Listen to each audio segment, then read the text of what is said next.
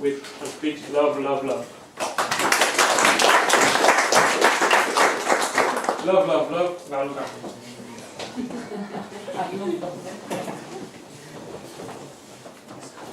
How do we get things in life? Education, health, career, money. Well, we usually make plans in order to achieve them, to accomplish them.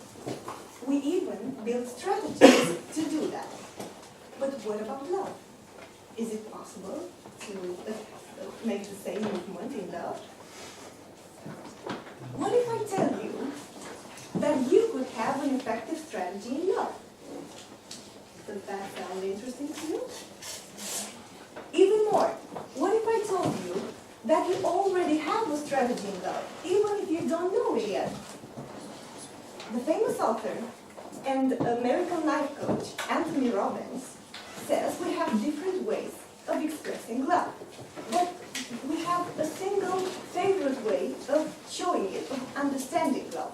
And it can be one of the three. It can be the sight, the hearing, or the touch. The sight language. If I'm a sight language loving person, I want to see the love. This is the way I understand it. I want to be taken out into different places. I want to get presents. This is the way I understand I love it. I want to be looked at in a certain way.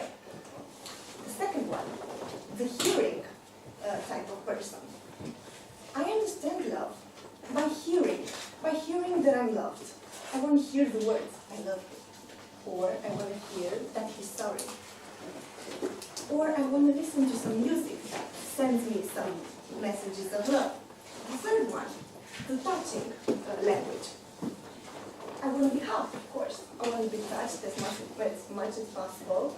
I want to be to have long walks with my partner hand in hand. I want to kiss him as much as possible. So your natural question now might be, how do I know what is my personal love language in love, right? You might think of a moment then when you felt really loved. What was the first thing that comes into your mind?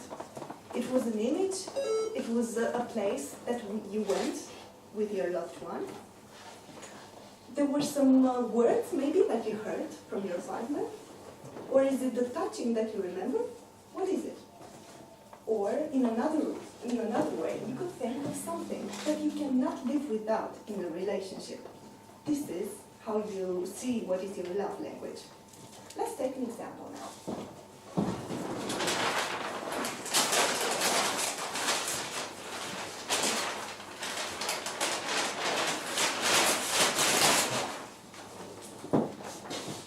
I love you, baby. Liar, no you don't. What do you mean by that? What do you mean I don't love you? You don't take me to some places anymore. You don't bring me flowers anymore. Sure, it's easy for you to say that you love me. It doesn't cost you anything. But I don't understand. I just told you that I love you. So what do we have here? He's telling her that he loved her, right? And why does she feel that she's not loved? His language, love language, is hearing, right?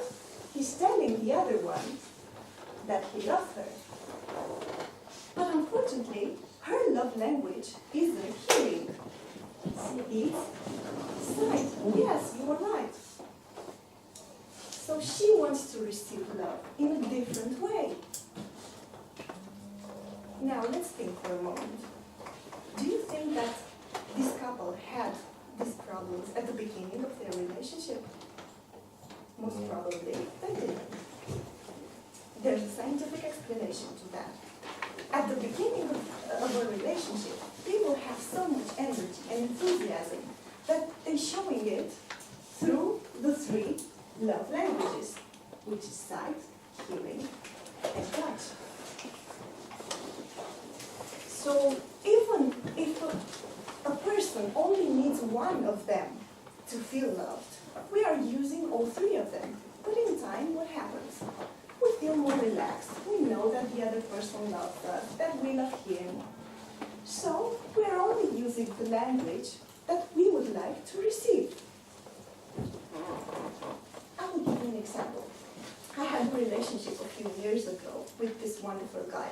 He was so funny, incredibly smart, very handsome. People were telling me that he's a very good catch. But something was missing. It was not the hair, it was the magical words. He didn't tell me that he loved me. So what do you think I did? I waited and waited. But those words weren't coming to me. So in time I felt frustrated. I felt I wasn't loved and decided to end the relationship. In the end, I want to leave you with this thought. Do you remember teacher telling us how important it is to learn a foreign language? It is only now that I get the sense of these words. So in order for you to really feel that sense of togetherness, pay attention to the dear ones around you. And I'm not talking only about your partner, your children, your parents, your friends.